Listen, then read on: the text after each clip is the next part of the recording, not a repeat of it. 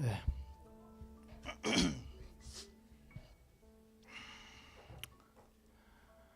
먼저 성경 마태복음 5장에 있는 말씀을 좀 보도록 하겠습니다.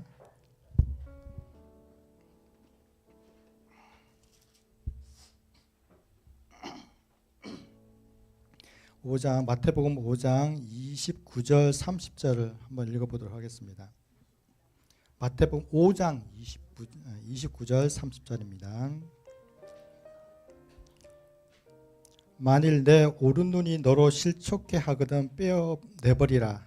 내 백체 중 하나가 없어지고 온몸이 지옥에 던지우지 않는 것이 유익하며, 또한 만일 내 오른손이 너로 실족케 하거든 찍어내버리라. 내 백체 중 하나가 없어지고 온몸이 지옥에 던지우지 않는 것이 유익하니라.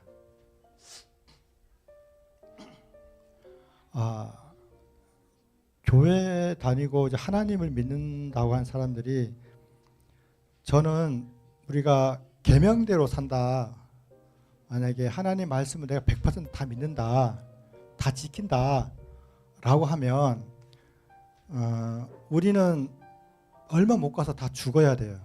그렇죠? 내 오른손 찍어버리고 왼쪽 눈 찍어버리고 팔다리 찍어버리고 이렇게 하면 근데 이렇게 안 하잖아요. 왜 안 하세요? 왜 안 할까? 힘들어. 많이 아파요. 이렇게 안 합니다. 왜 안 할까에 대한 얘기를 제가 오늘 여러 가지 이유가 있겠지만 그 중에 하나를 가지고 제가 얘기를 하도록 하겠습니다. 제가 금요일 저녁엔 저희가 이 교과 공부를 많이 합니다. 교과 공부를 하는데 그 교과 공부 중에 나와 있는 영감의 교훈이라고 하는 한 구절을 제가 따왔습니다. 보면 여러 가지가 있는데 그 중에 초록색 된 데를 보면, 하나님의 율법은 완전하신 하나님을 그대로 나타내 주므로 그런 율법에 순종할 때 이루어지는 품성도 또한 거룩하여진다. 그러니까 하나님이 완전한 거, 하나님의 율법이 완전한 거 한 것은 하나님이 완전하기 때문에 우리가 그 율법에 순종할 때 우리도 또한 우리의 품성도 또한 완전해진다. 그러니 하나님의 율법을 완전히 지켜야 된다. 이런 얘기입니다. 그렇죠? 그리스도는 그런 품성의 완전한 모본이시다. 예수님은 이런 품성에 완벽해. 그래서 그러니까 예수님은 이런 품성의 완전한 모본이시고, 잠깐만요. 그래서 마지막에 그리스도를 따르는 사람은 그분과 같이 품성이 완전하게 되어야 한다라는 얘기입니다. 그런 얘기였죠. 예전에 제가 이제 학교 다닐 때 우리 김기곤 교수님 잘 아시죠? 김기곤 교수님이 이런 얘기를 한번 했어요. 한 수업 중에 자기가 얼마 전에 전화를 한 통 받았대요. 전화를 받았는데 우리 교수님이 쓴 글이 있는데 그 쓴 글이 수능 그 글에 채택이 됐대요. 그래서 전화가 왔대요. 당신이 쓴 글이 수능 글에 채택이 되었습니다. 이런 전화가 왔대요. 그래서 김기곤 교수님이 그래? 좀 뿌듯하기도 하잖아요. 그렇죠? 그래서 가서 제가 한번 자기가 그 수능 문제지를 가져다가 한번 풀어봤대요. 풀어봤는데 어떤 거였냐면, 이 교수님이 이제 종교에 대해서 종교가 필요하냐 필요하지 않냐 뭐 이런 걸 갖고 글을 쓴 거예요. 그래서 서론을 쓰고 본론에 이제 종교의 장점, 단점, 그리고 이제 마지막에 이제 그래도 이제 종교는 필요하다 이런 식의 글을 쓴 거예요. 그러니까 결론적으로 이 교수님께서 글을 쓴 건 뭐냐면, 종교는 장단점이 있지만 그러나 그래도 종교는 필요하다라는 내용을 쓴 거예요. 그런데 이제 수능 문제가 질문이 뭐였냐면, 윗글에서 글쓴이의 의도는 이게 질문이었어요. 그래서 교수님은 당연하게 뭐라고 생각했냐면, 종교는 필요하다지 하고 답을 딱 했대요. 근데 틀렸대요. 뭐지? 글을 내가 썼는데, 내가 당연히 종교는 필요하다라고 글을 썼는데, 그래서 답을 종교는 필요하다라고 썼는데 틀렸다고 하는 거니까 깜짝 놀란 거예요. 답이 뭐지? 이거 봤더니 종교는 필요 없다예요. 답이. 뭐야? 하고 봤는데 이 발췌를 한 부분이 어떤 부분이냐면 종교의 단점 부분을 발췌한 거예요. 종교의 단점 부분을 발췌했으니까 당연히 그 수는 거기서 문제에서는 종교의 단점이 나오면서 종교는 필요 없다가 된 거예요. 그게 답이에요. 근데 글쓴이의 의도는 뭐였어요? 장단점이 있지만 종교는 필요하다예요. 근데 그 수능 문제를 내는 사람이 그 단점 부분을 딱 발췌해가지고 그 부분만 딱 보여주면서 뭐라고 하는 거예요? 종교는 필요 없다가 돼버리는 거예요. 마치 우리가 성경을 읽고 예언의 읽고 볼 때 어떤 것을 많이 보냐면 그와 같은 현상을 보는 거예요. 지금 우리가 지금 제가 여기 지금 올린 영감의 교훈의 글이 각 시대의 대장투 469페이지에 있는 말이에요. 이 부분만 딱 보면 어떻게 느껴져요? 우리는 반드시 율법을 완벽하게 지켜서 예수님처럼 품성이 변화되어야만 된다라고 표현을 합니다. 그렇죠? 그런데 이 구절의 앞과 뒤를 보는 것은 되게 중요합니다. 여긴 제가 뒷부분만 제가 썼는데 앞부분에 468페이지, 9페이지, 470페이지를 읽어보면 내용이 다른 내용이 나옵니다. 이게 전체 내용이 469페이지 있는 중에 제가 희미한 부분이 제가 아까 그 부분이고 제가 이 밑에 부분을 제가 다시 해보면 그분의 거룩한 율법의 원칙과 일치한 품성을 이루어야 한다. 봐라, 맞잖아. 우리가 품성을 완전히 예수님처럼 하나님처럼 품성을 이루어야지. 맞는 말입니다. 그런데 하나님의 은혜를 힘입어 품성을 완전히 이루는 겁니다. 다시 읽어보면 그들은 하나님의 은혜를 힘입어 그분의 거룩한 율법의 원칙과 일치한 품성을 이루어야 한다. 뭐에 힘입어서요? 하나님의 은혜가 빠져버리면 그래서 내가 아까 그 종교의 단점을 뽑아서 야 종교는 필요 없어 라고 하는 그런 우를 범하는 내가 필요한 부분만 내가 하고 싶은 말만 뽑아서 얘기를 해버리면 이야기가 좀 달라질 수 있다는 거예요. 그래서 그 뒤도 얘기를 보면 어떤 얘기냐면 이 일은 품성이 완전해지는 일은 오직 그리스도를 믿는 믿음을 통하여 하나님 영에 내재하시는 능력으로 말미암아서만 성취된다. 다시 한번요. 오직 그리스도를 믿는 믿음을 통해서만 가능해요. 하나님의 영, 그러니까 성령이 말하는 거죠. 성령에 내재하시는 능력으로 말미암아서만 성취됩니다. 근데 이걸 싹 빼버리고 뭐만 우리가 얘기를 할 수 있냐면 아까 그 위에처럼 하나님의 완전한 것처럼 하나님의 율법도 완전함으로 우리가 예수님처럼 완전해진다. 품성이 완전해진다는 것은 이 밑에 말을 빼버리고 하는 얘기예요. 그러니까 그렇게 될 수 있다. 하나님이 완전한 것처럼 우리도 완전하게 될 수 있다. 하나님의 품성이 완전한 것처럼 우리가 품성이 그렇게 완전히 될 수 있다. 그런데 전제를 붙였어요. 어떤 전제를 붙였어요? 하나님의 은혜를 힘어서만 그게 가능하다는 거예요. 우리가 사단이 하와를 꼬실 때 어떻게 꼬셨어요? 야, 이거 먹어봐. 너도 하나님처럼 될 수 있어. 하나님처럼 될 수 있어. 네가 이거 먹으면 눈이 밝아지거든. 그러면 네가 선악을 알게 되고 하나님같이 될 수 있어. 결론이 뭐냐면 네가 하나님처럼 된다는 거예요. 근데 우리가 오늘날의 일반 종교들 불교, 유교, 힌두교 모든 종교를 다 들어보면 다 똑같이 뭘 가르쳐요? 네가 열심히 돌을 닦고 해탈의 경지에 이르면 네가 신이 될 수 있어를 가르치는 거예요. 사탄의 얘기와 똑같은 얘기를 하는 거예요. 네가 어떻게 해요? 그렇지만 기독교는 뭐라고 얘기해요? 너희들도 완전히 될 수 있다는 거예요. 너희 품성이 완전히 될 수 있다는 거예요. 근데 뭐로만 완전히 될 수 있어요? 하나님의 은혜를 힘입고 오직 그리스도를 믿는 믿음을 통하여서 성령에 내재하시는 능력으로만 그게 가능하다는 거예요. 좀 일반 종교하고는 다르죠. 우리가 결코 잊지 말아야 할 것은 하나님의 은혜가 우리에게 있어야 되고 성령의 도움으로 우리가 완전해지는 거지 내가 어떤 돈을 닦듯이 내가 뭘 먹고 뭘 안 먹고 어디 가서 뭘 하고 이런 것들이 내 의지가 내 어떤 노력으로 이루어지는 것은 결코 아니라는 것을 말씀드립니다. 그 다음에 보면 그대 설교와 강연 1권 241페이지예요. 예수 그리스도, 저 위에부터 한번 볼까요?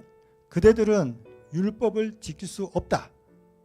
사람이 스스로 율법을 지키는 것은 불가능하다. 아까 같은 맥락이죠.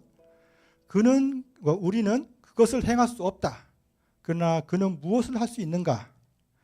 예수 그리스도의 의에 살아있는 믿음을 간직함으로, 또한 그리스도의 의를 아버지 앞에 제시함으로 그분의 품성의 향기가 그의 생애 안에 들어간다. 어때요? 우리는 율법을 지킬 수 없대요. 스스로 율법 지키는 것은 불가능하대요. 그런데 이것을 율법을 지킬 수 있고 우리가 완전해질 수 있는 방법이 있는데, 예수 그리스도에 의해 살아있는 믿음을 간직하는 거예요. 우리 마음속에 예수 그리스도의 믿음을 간직하고, 예수 그리스도의 의를 나의 의가 아니고 예수 그리스도의 의를 하나님 앞에 보여주는 거예요. 나의 의가 아니고. 그렇게 되면 예수님의 품성의 향기, 예수님의 품성이 내 생에 들어오게 된다는 거예요. 제가 이 뒤에는 제가 게을러서 못했는데, 이 뒤에 어떤 내용이 나오냐면, 그 유명한 율법은 하나님 품성의 사본이다, 이 얘기가 이 뒤에 나와요. 그러면서 이 뒷얘기를 제가 좀 요약을 해보면, 율법으로는 구원을 받을 수 있는가? 율법으로는 구원을 받을 수 없다. 그런 얘기가 쭉 나와요. 뒤에 나오면, 그러면 율법이 필요 없느냐? 아니다. 율법은 우리 신앙의 표준이다, 표본이다는 표현을 써요. 그래서 우리 스스로는 율법을 지킬 수 없지만, 그러나 이 율법은 우리 신앙에 반드시 필요하고, 계명을 지키는 것은 아주 중요한 것이며, 그래서 이 계명을 통해서 우리가 하나님께 나아가고 성장해 가고, 그래서 이 율법이라는 것은 반드시 필요하다는 내용이 뒤로 나옵니다. 그러니까 제가 지금 하는 얘기가 뭐냐면, 내가 필요한 부분, 내가 오늘 설교에서 이 얘기를 해야지, 내가 오늘 누굴 만났는데 내가 이 얘기를 해야지 해서 내가 필요한 부분만 쏙쏙쏙쏙 뽑아서 쓰면 내용이 어때요? 글쓴이의 의도가 왜곡되는 현상이에요. 그래서 글을 읽을 때 반드시 위와 아래를 반드시 읽어보면 이 글을 쓴 사람의 의도가 정확히 표현이 돼요. 그래서 저도 여기는 지금 이것만 발췌를 했지만, 이 뒤에는 율법은 필요하다라는 부분이 나옵니다. 뒤에. 그래서 제가 오늘 이 얘기를 왜 하냐 그러면, 아까 제가 손, 발 왜 안 자르냐 그랬잖아요. 그렇죠? 그 얘기를 하려고 하는 겁니다. 그 얘기를 하려고. 왜 우리는 손과 팔, 눈 다 안 자르고도 우리는 살아가는가? 내가 하나님의 계명을 잘 지킨다라고 말하면서, 그걸 보기 전에 제가 오늘 잠깐 하나를 더 보면, 마태복음 4장 17절, 예수님께서 침례 받으시고 그 다음에 시험 받으시고 병자를 고치고 나와서 처음으로 외치는 소리가 뭐냐면, 이때부터 예수께서 비로소 전파하여 이르는 말이 있는데, 회개하라 천국이 가까웠단 말이에요. 그전에는 하지 않았어요. 예수님이 침례 공생애가 시작되고, 침례 받은 다음에 공생애가 시작되잖아요. 그렇죠? 근데 하지 않고 비로소 이때부터 예수님께서 회개하라 천국이 가까웠다는 말을 비로소 시작을 합니다. 누가복음 24장 27절에는 예수님이 십자가에서 돌아가시고 부활한 다음에 누구에게 가냐면 엠마오로 가는 제자들에게 나타납니다. 부활한 후에. 그래서 예수님께서 이 제자들에게 어떻게 막 설명을 해주는데, 무슨 설명을 해줬냐면, 이에 모세와 모든 선지자의 글로 시작하여 모든 성경에 쓴 바 자기에 관한 것, 그러니까 십자가에 관한 것을 자세히 설명합니다. 그리고 사도행전 1장에 보면, 그가 고난받으신 후에, 그러니까 십자가 후에 또한 그들에게 확실한 많은 증거로 친히 살아계심을 나타내사 40일 동안 그들에게 보이시며 하나님 나라의 일을 말씀합니다. 그러니까 예수님께서 이 땅에 오셔가지고 시작과 끝에 제자들에게 하시는 모든 일은 시작과 끝은 뭐냐면 천국에 대한 얘기와 예수 그리스도 자신에 대한 얘기입니다. 네. 그 시작과 끝이 거의 뭐냐면 처음 시작할 때 천국은 회개하라, 천국이 가까웠다 이렇게 얘기를 하고, 마지막 그러고 나서 많은 글들 중에 예수님 비유 중에 천국은 마치 그리고 병자를 고치고 하면서 다 어떤 거예요? 천국에 대한 얘기를 계속 해나가는 거예요. 그리고 십자가에 대한 얘기를 계속 해나가는 거예요. 근데 그 당시에 제자들은 그것을 이해를 잘 못했죠. 잘 못했죠. 그러니까 어쨌든 예수님의 생애는 다 이 하늘나라, 천국에 대한 얘기예요. 천국에 대한. 그런데 제자들도 보면 사도행전 8장 11절 빌립이 하나님 나라와 및 예수 그리스도의 이름에 관하여 전도하고 다닙니다. 왜? 빌립이 하나님 나라와 예수 그리스도의 이름, 예수님에 대해서, 그러니까 제자들도 보면 다른 거 쓸데없는 얘기하는 게 아니라 무슨 얘기만 해요? 천국에 대한, 하나님 나라와 예수님에 대한 얘기만 전도하고 다니는 거예요. 28장, 이게 사도행전 28장은 사도행전이 끝장이에요. 끝장. 그들이 날짜를 정하고 그가 유숙하는 집에 많이 오니 바울이 아침부터 저녁까지 강론하여 하나님의 나라를 증언하고 모세의 율법과 선지자의 말을 가지고 예수에 대하여 권합니다. 그러니까 뭐예요 또? 이 지금 바울 얘기, 바울이 설교하고 하는 것이 다 어떤 거냐면 하나님 나라와 예수님에 대한 얘기밖에 안 하는 거예요. 그 다음에도 보면 마지막 사도행전 28장 30절 31절을 보면 바울이 온 이태를 자기 셋집에 머물면서 자기에게 오는 사람을 다 영접하고 하나님의 나라를 전파하며 주 예수 그리스도에 관한 모든 것을 담대하게 거침없이 가르칩니다. 그러니까 예수님도 이 땅에 오셔서 하시는 이 얘기가 뭐냐면 천국과 십자가에 대한 얘기예요.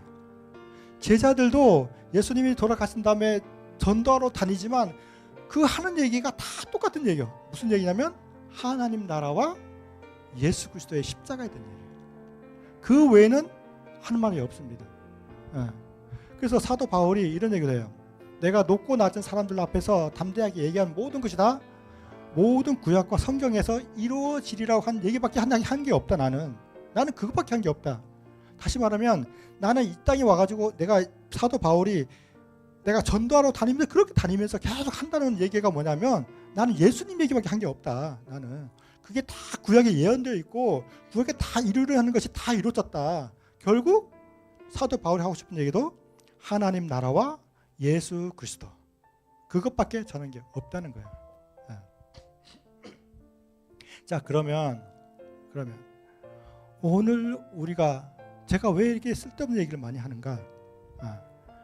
이 천국의 얘기와 계명의 얘기를 제가 하고 싶은 거예요. 천국과 계명은 무슨 관계가 있는가? 오늘 제가 아까 처음에 얘기했던 것처럼 같은 말 좀 반복하지만 왜 우리는 내가 오른팔로 죄를 지으면 왜 오른팔을 잘라버리지 않는가? 왜 오른눈이 범죄하면 왜 오른눈을 빼버리지 않는가? 라는 얘기는 이 계명과 천국에 관련이 있습니다. 그래서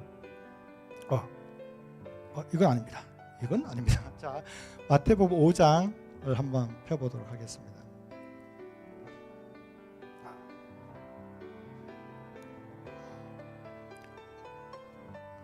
마태복음 5장 3절. 제가 봐야 되겠다. 5장 3절 제가 한번 읽어볼게요. 심령이 가난한 자는 복이 있나니 천국이 저희 것이며 애통하는 자는 복이 있나니 저희가 위로를 받을 것이며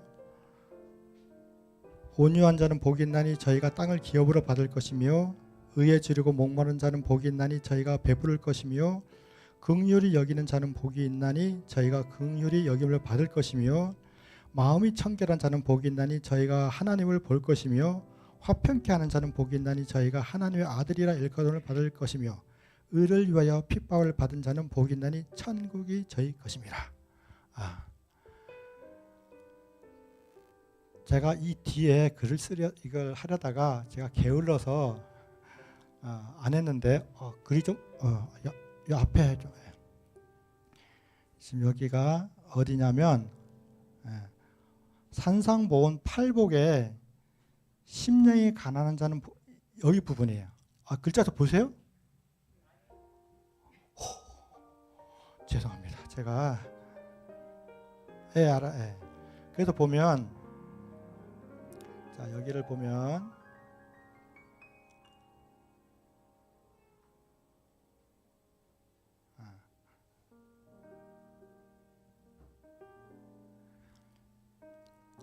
자기 심령의 처참한 빈곤을 느끼는 사람. 다시 말해 자신에게 선한 것이 전혀 없다는 것을 깨닫는 모든 사람들은 예수님을 바라봄으로 의와 능력을 발견할 수 있다. 다시 한번요. 아주 되게 중요한 말이에요. 심령이 가난하다는 말이 뭔 말이냐? 심령이 가난한 자는 복이 있나니 천국을 본대요. 천국을. 그런데 그 심령이 가난하다는 말이 뭘까? 자기 심령의 처참한 빈곤을 느끼는 사람이래요. 내가 온 우주를 봤더니 나는 먼지도 안 되는 거예요. 들에 피었다가 지는, 오늘 피었다 내일 지는 들꽃과도 같고, 아침에 피었다가 지는 안개와 같은, 나는 진토예요. 진토, 흙덩어리, 아무것도 아닌 거예요. 내가 그런 것을 느끼는 사람, 내가 정말 죄인임을 느끼는 사람, 내가 정말 내 심령에 내가 잘난 게 하나도 없다라고 느끼는 그런 사람, 자기 심령의 처참한 빈곤을 느끼는 사람, 다시 말해 자기 자신에게 선한 것이 전혀 없다는 것을 깨닫는 모든 사람들은 예수님을 바라봄으로 의와 능력을 발견할 수 있습니다. 이 얘기는 다시 보면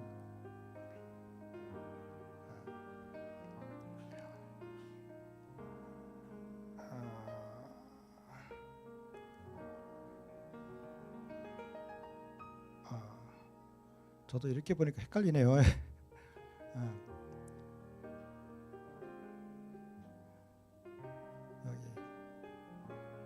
여기를 좀 보면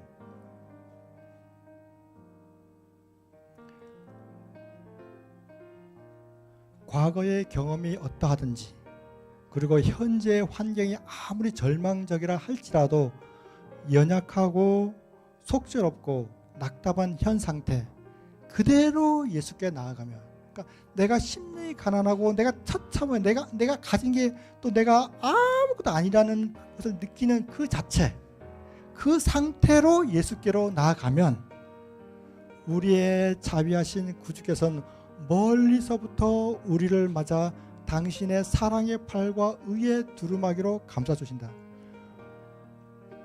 탕자의 비유예요. 탕자의 비유. 저 멀리서 탕자가 진짜 죄 누더기 모습을 하고 오는데 아버지가 그걸 보고 어떻게 해요?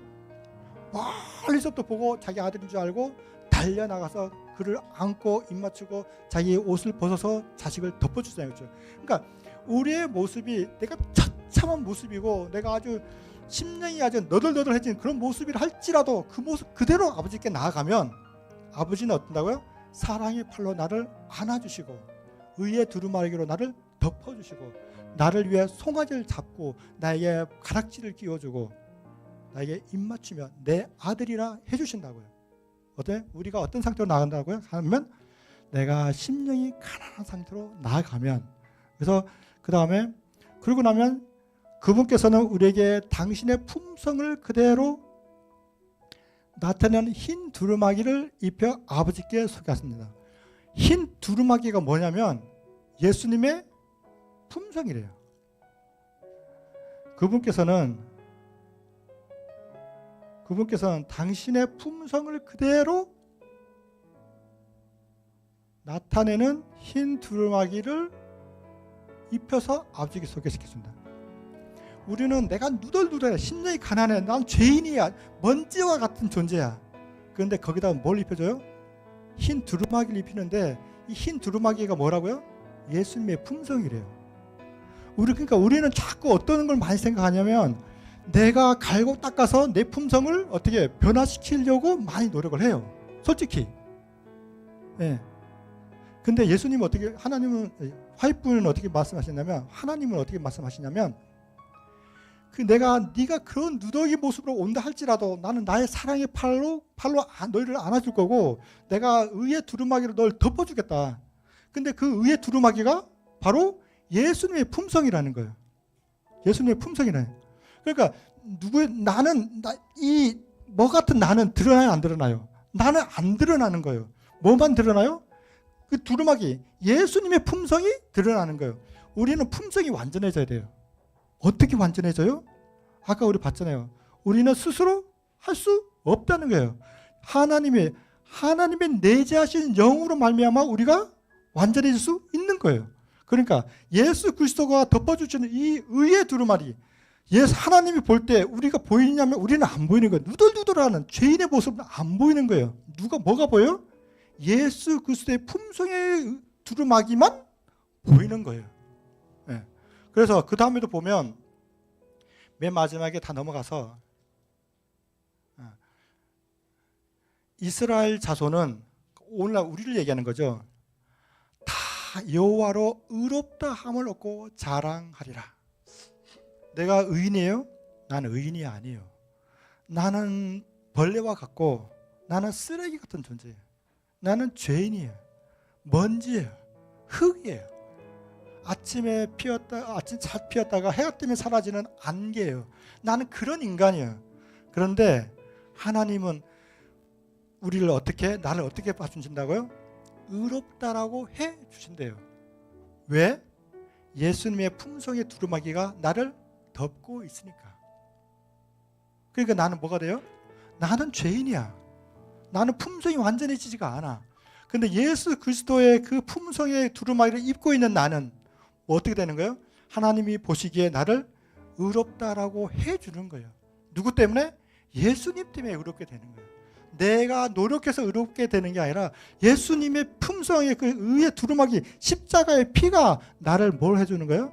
의롭다라고 해주는 거예요. 의롭다라고. 그래서 이제 마지막 다 내려가면 맨 마지막에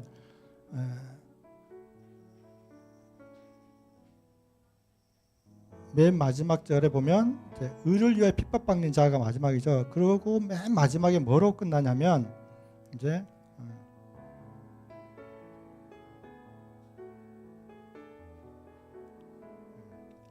이는 큰 환난에서 나오는 자진인데 어린 양의 피에 그 옷을 씻어 희게 한 사람들이에요. 마지막에 구원받는 사람들을 봤는데 자기가 갈고 닦아 내 품성을 갈고 닦아서 구원받는 사람이 아니라 그런 사람들은 전부 다 그 의의 두루마기를 빤 사람들인데 다 어린 양의 피에 그 옷을 빨아서 희게 한 사람들이 구원받아서 오는 거예요. 그래서 마태복음 5장으로 우리가 다시 한번 가보면 마태복음 5장으로 가보면 보세요. 5장 29절 30절 다시 한번 볼게요. 만일 내 오른손이 너로 실족케 하거든 빼어내버리라. 내 백체 중 하나가 없어지고 온몸이 지옥에 던지는 것이 유익하니라. 30절 또한 만일 내 오른손이 너를 실족케 하거든 찍어내버리라. 내 백체 중 하나가 없어지고 온몸이 지옥에 던지지 않는 것이 유익하다. 왜 이렇게 안 하냐면 제가 한 가지 예를 하나 들어볼게요. 우리 스크루지 영감 다 알죠? 요즘에 책에 스크루지 영감 이야기가 나오는지 모르겠어요. 스크루지 영감 이야기가 이렇게 시작돼요. 알다시피 이 스크루지 영감은 구두쇠야. 아주 돈밖에 몰라. 아주 구두쇠야. 아주 그냥 빠득빠득 이렇게. 예. 근데 이 스크루지 영감이 하루 잠을 잡니다. 잠을 자는데 꿈을 꾸는데 자기가 이 과거로 가는 거야. 처음에 과거로 가서 자기의 과거의 자기 모습을 보는 거야. 어떤 꼬마가 막 천진난만하게 놀고 있는 게 너무 세상 만사 너무 편해. 행복해. 막 웃으면서 깔깔깔 웃으면서 행복하고 와 그러면서 너무 재밌게 노는 거예요. 천진한 꼬마가. 그런 모습을 봤어요. 그러고 나서 이제 쭉 다시 꿈이 현재로 와요. 현재로 오는데 어떤 집에 크리스마스가 됐는데 어느 집에 불이 환하게 밝혀져 있어요. 창문으로 이렇게 보는데 자기 조카가 자기 아들하고 얘기를 나누는 거예요. 아빠, 내가 퀴즈 낼 테니까 맞춰봐. 구두쇠. 욕심장이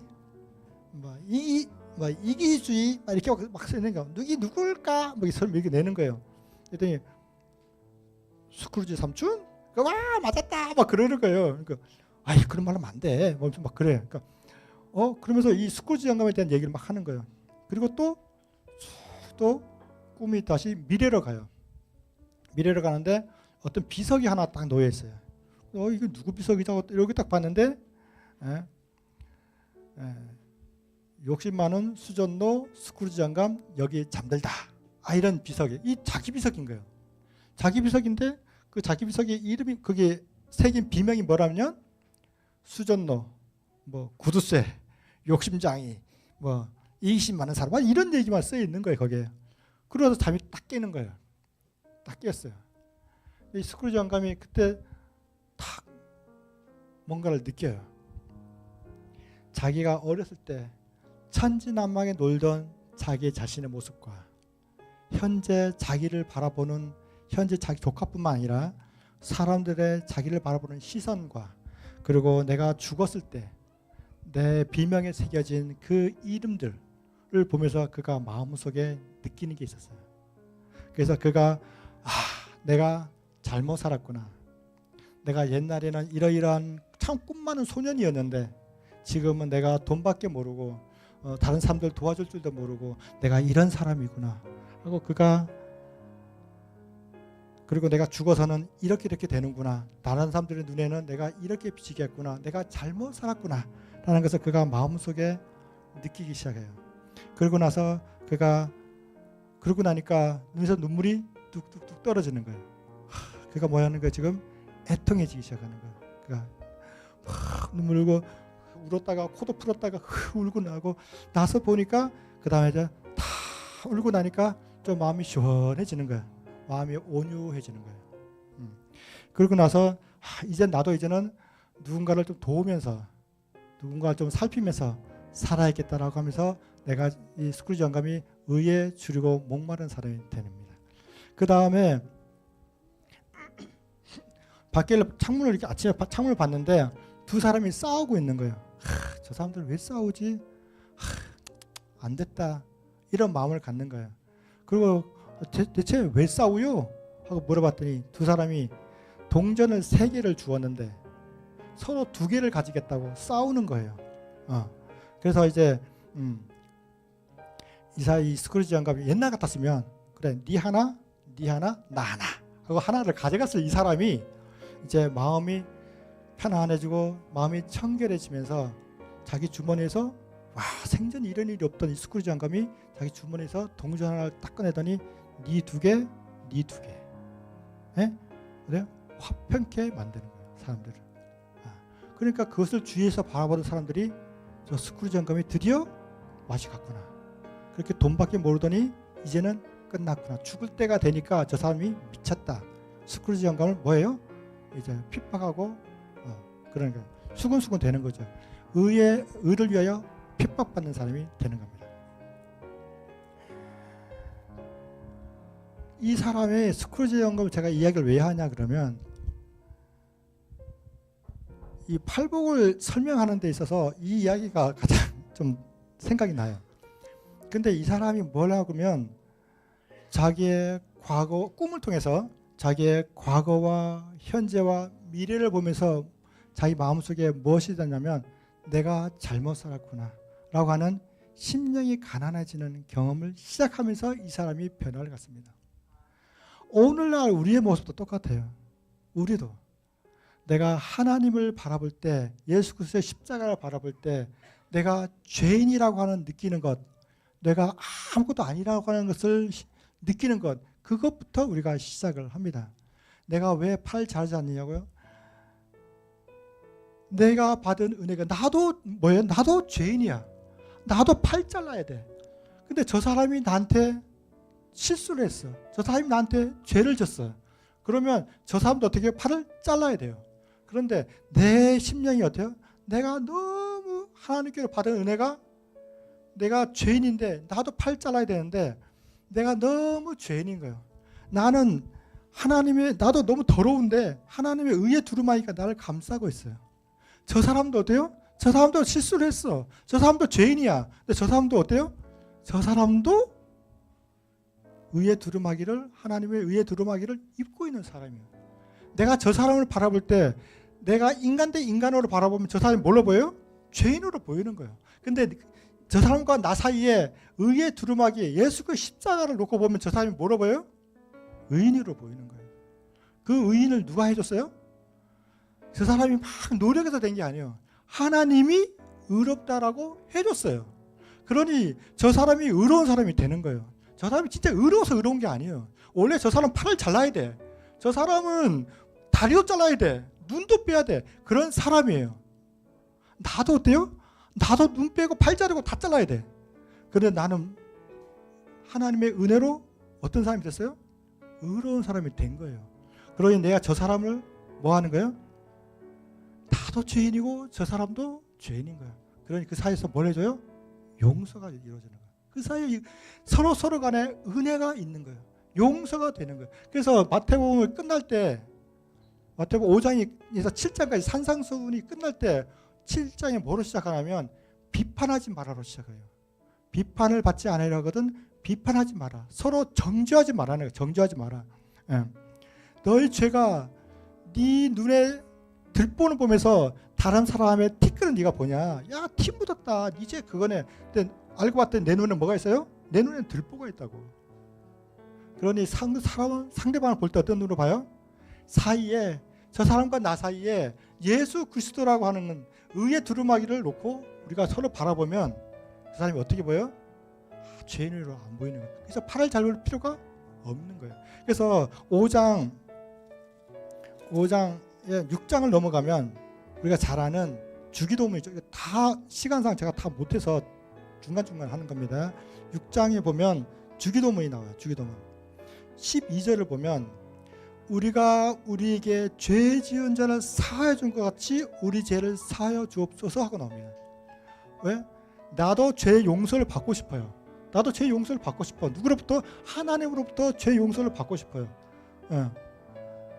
근데 내가 하나님으로부터 죄 용서를 받은 것처럼 나의 죄도 용서해주고 저 사람의 죄도 용서해 주라는 거예요. 그래서 그 밑에 보면 14절 주기도문이 끝나고 바로 다음 절이 14절인데 너희가 사람의 과실을 용서하면 너희 천부께서도 너희 과실을 용서하려니와 너희가 사람의 과실을 용서하지 아니하면 너희 아버지께서도 너희 과실을 용서하지 아니하시라. 굉장히 무서운 말입니다.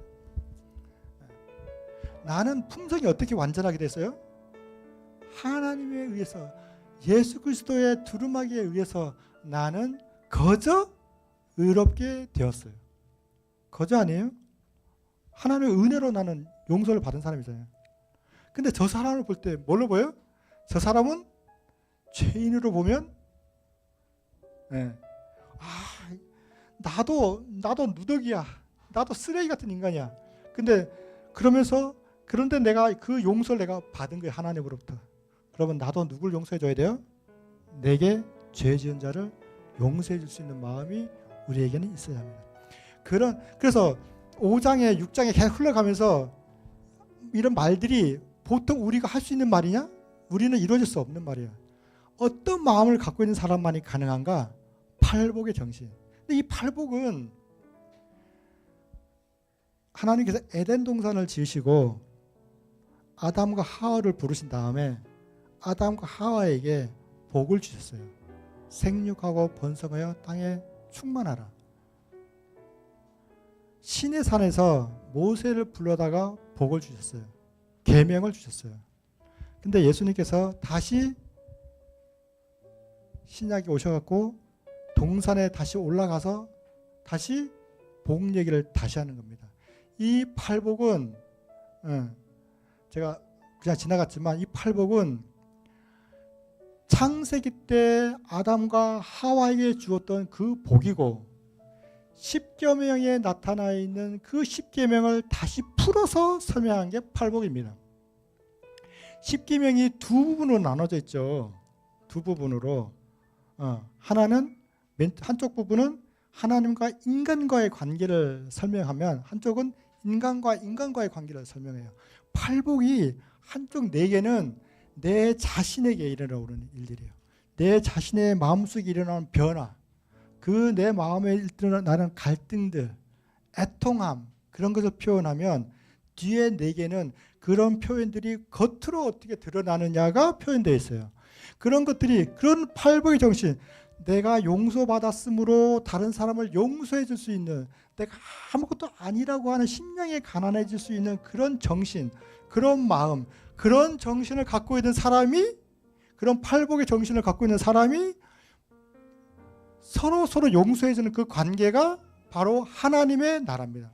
그래서 심령이 가난한 자는 복이 있는데 바로 천국이 저희 것인 거예요. 그 팔복의 정신을, 에덴에서의 그 마음과 신의 산에서의 그 십계명의 그 정신을 팔복을 통해서 하나님은 이 세상에 하나님의 나라의 이름으로 전하는 거예요. 그래서 예수님께서 공생애를 시작하자마자 첫 한 말이 회개하라, 천국이 가까웠다는데, 그 천국이 바로 이 팔복의 정신이고 십계명의 정신이에요. 그래서 나는 품성이 완전일 수 없어. 그렇지만 그 품성의 완전은 예수 그리스도의 천국의 마음, 이 팔복의 정신을 가진 사람에게 그 천국이 이르러 오는 거예요. 우리 교회가 이 팔복의 정신을 가지고 있다면 저 사람의 죄, 나의 죄 서로 뭐가 돼요? 용서가 되는 거예요. 저 사람이 제가 옛날에 완전 얘기하면서 그물 얘기한 게 있어요. 그물. 제가 오늘 아침에도 차 타고 오면서 차가 휙 가니까 어떻게 해요? 이씨 하면서 돼요? 특히 남자들, 저만 그런지 모르겠는데 저는 어떤 데 제일 화가 나냐면, 교차로 있는데 저는 좌회전 하려고 깜빡이 켜고 기다리고 있는데 저 반대편에서 차가 오더니 난 직진할 줄 알고 기다렸는데 쫙 멀리서 오더니 우회전으로 휙 들어가 버려요. 그러면 확 올라와요. 아니, 깜빡이를 켜줬으면 내가 들어갔지. 난 지금까지 계속 기다리고 있는데 지가 오더니 휙 들어가. 그럼 훅 올라와요. 이렇게 올라와요. 나는 어떤 사람이냐고 평상시에 생각하냐면, 나는 그래도 교회를 다니고 장로고 그래도 나는 좀 마음이 온유한 사람이라고 생각을 많이 하는데, 내 그물, 고기를 남는 이 내 그물이 한쪽 귀퉁이가 사가 있는 거예요. 나는 이 그물이 완전한 줄 알았어요. 근데 알고 봤더니 사가 있었던 거예요. 그래서 집에 와서 후회해요. 왜 그랬지 하고 그물을 집어요. 자, 이제는 나도 이제 괜찮은 사람이 된 것 같아 하고 또 밖에 나가면 또 훅 올라올 때가 있어요. 그럼 또 이쪽이, 알고 봤더니 이쪽이 또 사가 있는 거예요. 우리의 완전은 바로 그렇게 하나씩 그물을 깁는 데 있습니다. 우리의 완전은, 품성의 완전은 내가 죄인임을 깨닫고 예수 그리스도의 의의 두루마기를 입는 데부터 시작을 합니다. 우리 교회가 모두 이 팔복의 정신을 가지고 서로의 죄를 용서해 줄 수 있고 서로 감사할 수 있고 서로 안아주면서 서로 사랑할 수만 있다면 우리 교회가 바로 천국이 되는 겁니다. 그렇죠? 네. 그래서 우리 모두가 이 팔복의 정신을 가지고 서로 사랑하는 그런 귀한 우리 성도님들이 되시기를 간절히 바라며 말씀을 마치도록 하겠습니다.